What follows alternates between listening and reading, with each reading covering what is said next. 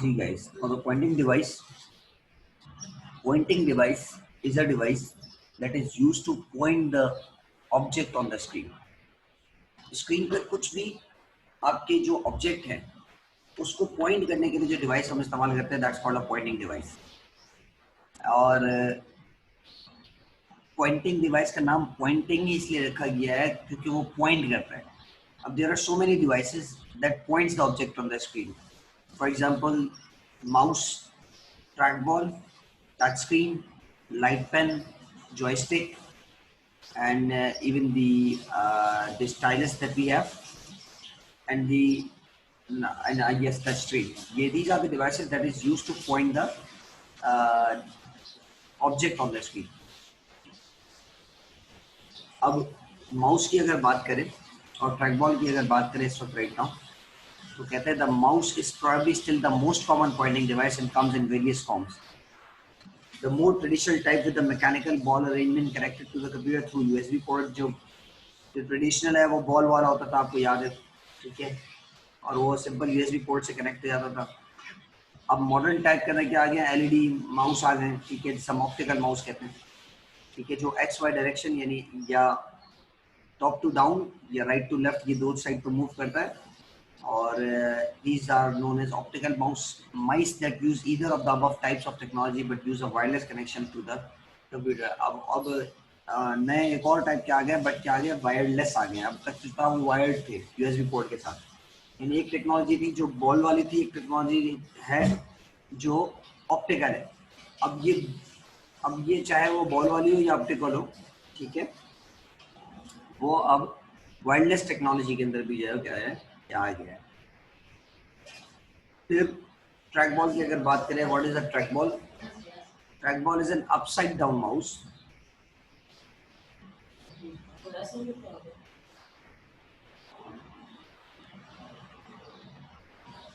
Trackball is an upside down mouse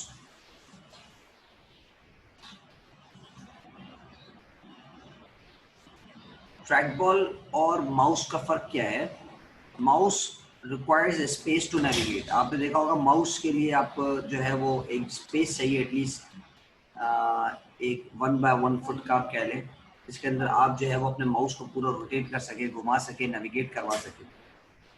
लेकिन बात करें हम उसकी ट्रैकबॉल की, तो trackball is a stationary device. वो सिर्फ एक जगह, अपने एक जगह पे रखा हुआ है, और ऊपर उसकी जो बॉल है वो बॉल जो है वो रोटेट करानी पड़ती है, like this is the example of trackball. ये इस बॉल को रोटेट करना है आपने। जब आप इस बॉल को रोटेट कर रहे हैं तो ऑटोमेटिकली आपका कर्सर जो है वो ऑन द स्क्रीन मूव करता है।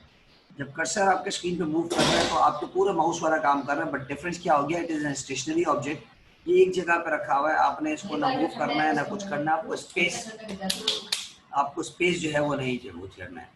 अब फर्क दोनों में सिर्फ इतना ही है कि ये स्टेशनरी है, वो माउस जो है वो अच्छा, दोनों के पास बटन्स हैं। जितने नंबर ऑफ बटन्स माउस के पास होते हैं वही लेफ्ट बटन, राइट बटन, ठीक है। माउस के पास एक जो है वो समटाइम्स स्क्रॉलर होता है, जो कि आपके जो है वो पेज को जो है वो स्क्रॉल करने में जो है वो मदद करता है। तो कहता होता है, but the type of mouse is use, it will require an area of this space to allow movement. They often requires a mouse mat since some surfaces such as paper prevent the correct operation of the device.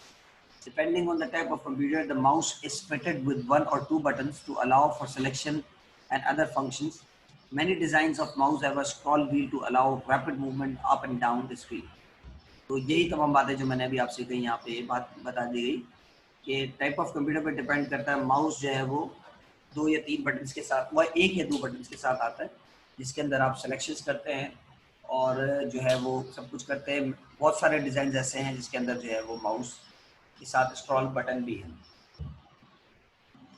Tracker balls are seen more often in an industrial environment, such as control room, because they don't need to move. The tracker ball doesn't need any space or special surface. The operator is also less likely to suffer from injuries such as RSI. अब the word is RSI has come. RSI means repetitive strain injury. आपको keyboard के point पे बताया था, याद होगा आपको। अब यही सेम सिनेरियो जो है यहाँ पर ये माउस के लिए कह रहा है कि माउस भी ऑब्वियसली हम जब कंटिन्यूसली यूज कर रहे होते हैं और अगर हमारे पास माउस पैड मौजूद नहीं है तो माइट बी पॉसिबल मेरी रिस्ट जो है वो पेन करेगी, and this point is known as RSI, repetitive strain injury. फिर आगे कहते हैं ball on the top of the tracker ball is move to control a cursor on the screen as with the mouse buttons are used to select icons and to carry out the functions. Most laptop computers have a built-in touchpad. Now they are talking about the touchpad that we have on laptops. Okay, right now I'm using. This contains a tactile sensor. Tactile sensor is a touch sensor basically. जैसे ही मैं finger को touch करता हूँ, ठीक है, ये sensor sense करता है मेरे टच को and then it moves the cursor on the screen. So this touchpad is also a pointing device now.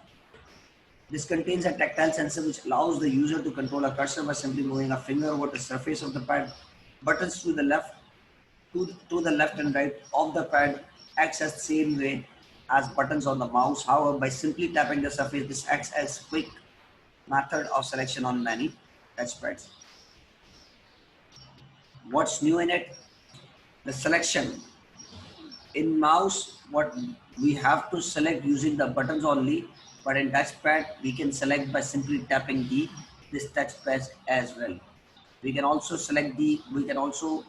choose the buttons. We can also select the buttons, but we can also tap the touchpad. It will work as same as we are clicking the button. Okay. Now the microphone.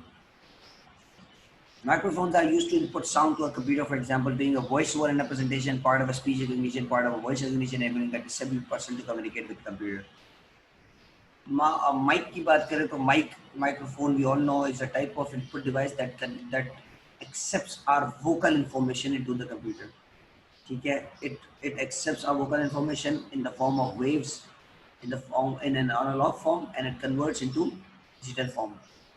बहुत सारे काम हैं इस mic से हो जाते हैं. For example speech recognise करवाना, वॉइस को रिकग्नाइज करवाना, डिसेबल्ड पर्सन जो टाइप नहीं कर सकते वो बोलें तो सिस्टम के साथ कम्युनिकेट कर सके, वो बोले तो सिस्टम उनके लिए काम कर ले.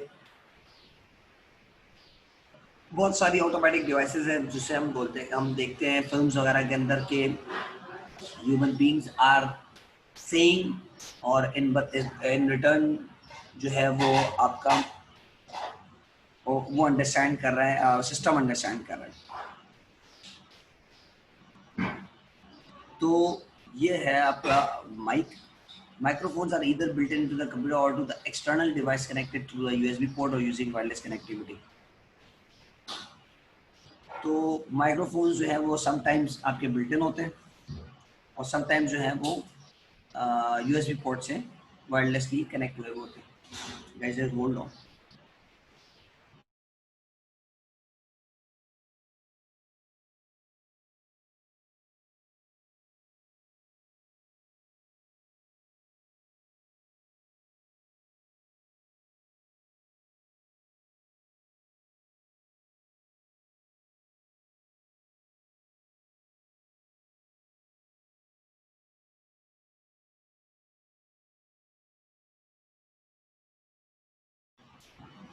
जी, सो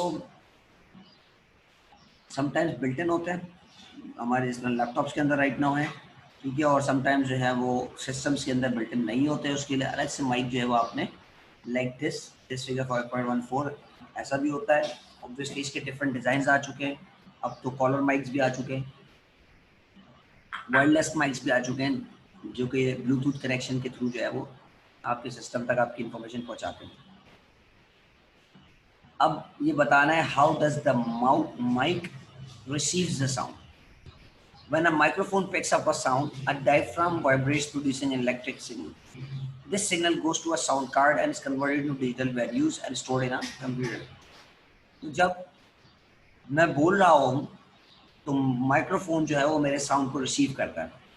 फिर उसके माइक के अंदर एक डायफ्राम है जो वाइब्रेट करता है, जो कि इलेक्ट्रिकल सिग्नल को जो है वो क्रिएट करता है.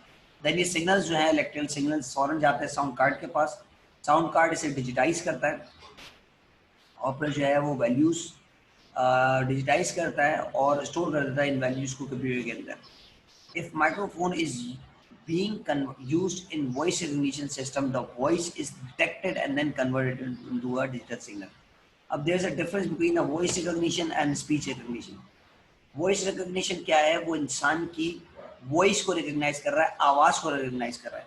For example, if there is in a security system that only my voice is detected and my voice will gonna open this gate, then if कोई भी बंदा बोल दे open the gate open the gate open the gate, तो तब भी कुछ भी नहीं होगा। यानी फॉर एग्जांपल एक सिक्योरिटी गेट है जो कि जो है वो माइक्रो प्रोसेसर कंट्रोल्ड है और उस माइक्रो प्रोसेसर कंट्रोल डिवाइस के अंदर कभी भी जो है वो फॉर एग्जांपल मेरी आवाज़ स्टोर्ड है, ठीक है, और मैंने ही जो है वो कहना है कि भाई ओपन दिस गेट, तो ही जाके दरवाज़ा खुले वरना ना खुले। तो इसमें क्या हो रहा होता है, उसमें माइक्रो प्रोसेसर के साथ उस दरवाजे के साथ जो है वो एक सॉफ्टवेयर होता है जो कि वॉइस रिकग्नाइज कर रहा होता है, स्पीच रिकग्नाइज नहीं कर रहा होता, वॉइस रिकग्नाइज कर रहा होता है। उसके लिए ये इंपॉर्टेंट नहीं है कि जो है वो क्या बोल रहा है, उसके लिए ये इंपॉर्टेंट है कि कौन बोल रहा है। ठीक है, मेरी ही आवाज़ रिकॉर्डेड होगी और मेरी ही आवाज़ के अंदर जब मैं बोलूँगा ओपन द गेट, तभी जो है वो खुलेगा।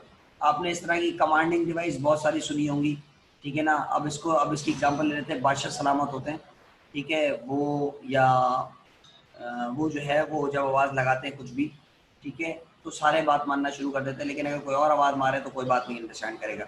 तो वजीर हैं, लोग हैं, वो किसके ऊपर आवाज़ पे लब्बैक कह रहे हैं, वो किसकी आवाज़ पे जवाब दे रहे हैं, सिर्फ बादशाह की या अपने लीडर की, ठीक है।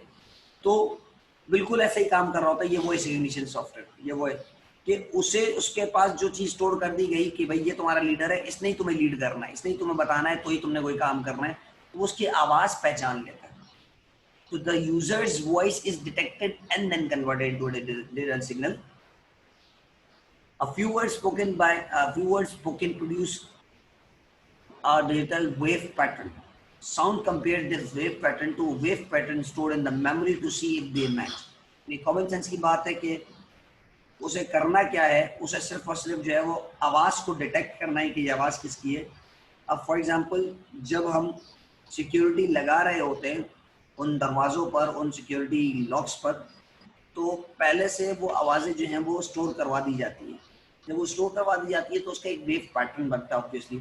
उस वेव पैटर्न को ये बाइनरी फॉर्म के अंदर, या अगर आप ये फिगर देखें इस तरह एक बाइनरी फॉर्म के अंदर जो है वो डिजिटल फॉर्म के अंदर जो है वो स्टोर कर लिया जाता है, फिगर 5.15। फिर क्या होता है, इस तरह स्टोर करने के बाद अब सेम आवाज़ जो है वो जब भी उसके पास आएगी तो वो क्या करेगा, उसका एक वेव पैटर्न को अपने पास स्टोर करेगा और स्टोर्ड वैल्यू को उसके साथ कंपेयर करेगा। If they are same then वो बोलेगा ओके ठीक है मैं अनलॉक हो जाऊँ। If they are not same, even के एक 0 या एक 1 का भी फर्क आएगा, या अगर एनालॉग फॉर्म में है तो बहुत थोड़ा सा एक जो है वो मिली माइक्रो सेंटीमीटर का भी जो है वो अगर वेव में डिफरेंस आएगा तो वो कहेगा कि आवाज़ जो है वो डिफरेंट है और लॉक को जो है अनलॉक नहीं करेगा। If they match, then the person has been correctly identified. Only certain words can be used since the system is designed to recognize only a few key phrases. ठीक है, example, a user may be asked to say their names. This technology can be used in security systems. Now the speech recognition is a different and more complex technology. अब देखो ये बड़ा important है, कुछ words इसको specify कर दिए जाते हैं कि भाई ये वर्ड्स इसने बोलने तो आपने काम करना है। सिस्टम की बात कर रहा हूँ, सिस्टम ने काम करना है, क्योंकि जितने नंबर ऑफ वर्ड्स बढ़ते जाएंगे उतनी कॉम्प्लेक्सिटी बढ़ती जाएगी। जिस तरह यहाँ पे कॉम्प्लेक्सिटी स्पीच रिकग्निशन की बात कर रहे हैं, कहता है speech recognition is different and more complex. The difference between the speech recognition and voice recognition is that voice recognition is used to detect the voice. 4 phrases हैं जिसकी आवाज को उसने पहचानने के ये फ्रेज किसने बोले, बस दैट्स इट। अब सिक्योरिटी लॉक के लिए क्या होगा, खुल जा, बंद हो जा, लॉक हो जा, बस, और इससे क्या ज्यादा क्या होगा, ठीक है ना, मैं समझाने के लिए कह रहा हूँ।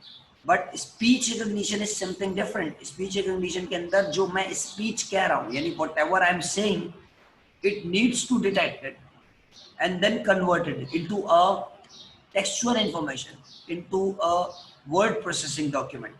That is more complex and very very complex, और यहाँ पे पूरी मशीन लर्निंग लग जाती है। कंप्यूटर साइंस की फील्ड है मशीन लर्निंग, वो पूरी जो है टेक्नोलॉजी यहाँ पे लगती है, जो कि लर्न करता है, इतना लर्न करता है, इतना लर्न करता है, क्योंकि लोगों के डायलैक्ट्स का डिफरेंस है, लोगों के एक्सेंट्स का डिफरेंस है, लोगों के कहने का तरीके का डिफरेंस है, लोगों की आवाज़ों का डिफरेंस है, लोगों की जो है वो क्या कहते हैं पिच का डिफरेंस है, जिसकी वजह से समझ में नहीं आती, और बहुत सारे वजूहात हैं जिसकी वजह से स्पीच को रिकग्नाइज करना बहुत मुश्किल हो जाता है। बड़ी सिंपल सी आसान सी आपको एग्जांपल दूं, हम उर्दू की बात कर लें। We Karachi people are saying Urdu in a very different manner, in a very decent manner, but इस उर्दू की ज़बान को आप जो है वो बिहारियों के हाथ में दे दो तो दैट वुड बी डिफरेंट, आप पंजाबियों के हाथ में दे दो इस उर्दू ज़बान को, that would be different, Pathan के हाथ में दे दो दैट वुड बी डिफरेंट, अफगानी के हाथ में दे दो that would be again different. आप जो है वो अब एरिया वाइज भी अगर आप बात करो, आप औरंगी के इलाकों में जाओ तो Urdu would be like different, ठीक है ना। आप जो है वो लालू खेत वाली साइड के जो है वो उर्दू स्पीकिंग के पास जाओ, that Urdu would be different. आप दिल्ली वालों की उर्दू की बात करें, दैट वुड बी डिफरेंट। यार there is a lot of difference in accents in Urdu only within Karachi, ठीक है। तो आप सोचे तो सही कि इस इंग्लिश में कितना बड़ा फर्क होगा, and these devices are they do recognize English language only. So English language has speaking English language has a lot of difference by lot of type of people in the whole world. That is why ये बहुत ज़्यादा complex technology और बहुत ज़्यादा complex जो है वो software है। कहते हैं this again uses the microphone to input words spoken by user, but this time the software doesn't try to recognize the person talking. The spoken words are recognized and shown on a screen, input into a word processor or used in other application. The basic difference to voice recognition are described below. Spoken words recognize किए जाते हैं, बार बार आपको बताया जा रहा है क्या describe है, क्या क्या डिफरेंस देते हैं। कहते हैं the word, suppose a person use the word heart, एक वर्ड इसने यूज किया हार्ट, साउंड कार्ड क्या करेगा, इस हार्ट को कन्वर्ट करेगा डिजिटल वैल्यू। कैसे कन्वर्ट कर रहे हैं, ढूंढते हुए। स्टार्टिंग में इसकी वैल्यू थी 10000000001, then change हुई 00011110, then change हुई 100011110, then change हुई 00011100, then change हुई 11001100, and then finally उसे हार्ट की वैल्यू मिल गई 11011110। ये कैसे हुआ, ये ऐसे हुआ अगर आप फिगर 5.16 देखें। For example 1000001 was the value of hang, इसने सर्च किया हार्ट को ह से, किससे सर्च किया, ह से, तो ह में इसको जो फर्स्ट वर्ड मिला वो मिला हाँ हैंग, तो उसने फॉरन जो है वो इंटरनली हैंग में कन्वर्ट कर दिया 100000001। देन फॉर एग्जांपल ढूंढते ढूंढते वो एक पॉइंट आया, वो पहुंचा हर्ट पर, हर्ट के अंदर से एच यू मिल गया, लेकिन एच यू में इसको जो फर्स्ट वर्ड मिला वो मिला हंग, ठीक है। तो समझाने के लिए कह रहा हूँ, लाइक फॉर एग्जाम्पल 100000010 मिल गया, देन हंग से जो है वो उसे हंट मिला, क्योंकि एंड में से आवाज ट की आ रही है, ट की, ठीक है, हंट मिला। फॉर एग्जाम्पल पहुंचते पहुंचते जो है वो 00011100 तक पहुंचा। इसके बाद उसे फील हुआ कि वो हंट नहीं हर्ट है, ठीक है, तो वो 1100 तक पहुंचा, एंड देन फाइनली रिकॉग्नाइज कर गया कि इट्स हार्ट, इट्स HUT, तो फाइनली वो 11011110 तक पहुंच गया। इस तरह जो है वो रिकॉग्नाइज हुआ पूरा का पूरा आपका word from digital to from analog to digital form. Point number 2 आपके लिए पढ़ दूं, the software takes the digital image and then breaks up into the phonemes. These are the smallest elements that make up the language. In this case, HUHT hurt, ठीक है, इस तरह बताने के लिए। Then point number 4, the word hurt would be then suggested by the software in whatever application is being run. This of course is very simple example, and the whole concept of speech recognition is very complex. ये hurt तो बहुत ज़्यादा बच्चों वाली example है। This is a very complex situation. There is a very complex situation. जब आपने देनी हो, यहाँ पे आगे इन्होंने एग्जांपल दिया, कहते हैं in trying to recognize which word are being spoken, the software has to make into account different dialects, different accents, and so on, just to indicate how difficult it is. सिर्फ आपको बताने के लिए कि कितना difficult है, consider the following example. अब इस example को देखते हैं. The two phrases recognize speech and recognize beach. If a person spoken it quickly are more identical words, using phenoms they become recognize speech, recognize speech. अब वापस में बोल रहे हैं recognize speech, recognize speech, recognize speech, recognize speech. ये दो words हैं, आप देखें guys. Recognize speech, recognize speech. See these two words what I'm talking. Recognize speech, recognize speech. This word and this word. Recognize speech, recognize speech. अब नीचे अगर इसको फिनोम्स में तोड़ा है यहाँ पर, ठीक है, तो recognize speech यानी खाली पी की आवाज आ रही है, और recognize speech यानी सिर्फ यहाँ पे बीच की बी की आवाज आ रही है. That's it. One way around this is to train the computer. अब इस प्रॉब्लम को सॉल्व करने के लिए क्या है, कंप्यूटर को ट्रेन करना पड़ेगा. कंप्यूटर को ट्रेन करना पड़ेगा, और कंप्यूटर को ट्रेन करना जो है वो it's not a very simple task ना.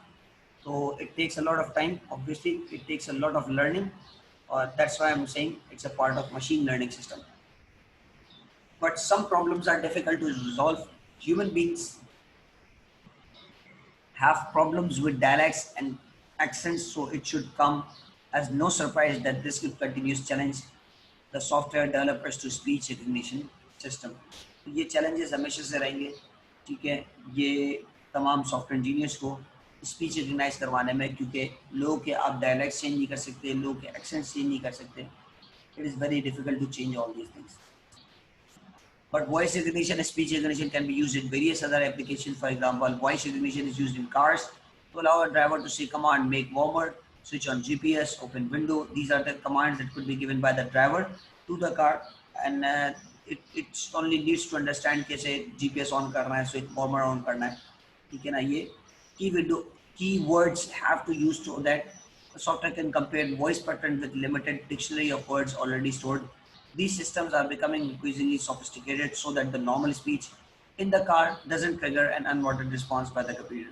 तो ये वर्ड्स पहले से स्टोर करा दिए जाते हैं, और नॉर्मल स्पीच यानी उसमें 8, 10, 20 वर्ड्स होंगे, 50 वर्ड्स होंगे, उसमें इसको जो है वो रिकग्नाइज करने में आसानी होगी, ताकि कार जो है कोई मिस फंक्शनिंग ना करते. Viewer systems can also be set up to only respond to command from a driver. अब नए सिस्टम्स बन गए हैं जिसमें ड्राइवर की आवाज़ को रिकग्नाइज करके जो है वो करा जा रहा है. ठीक है गाइस, आज की क्लास यहीं तक ही. Let's start the question answer session.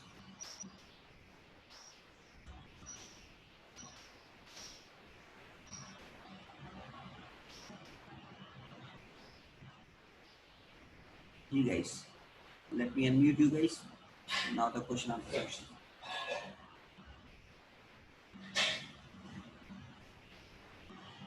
Now you can unmute yourselves. No, sir, understood. Okay, great. Any other question?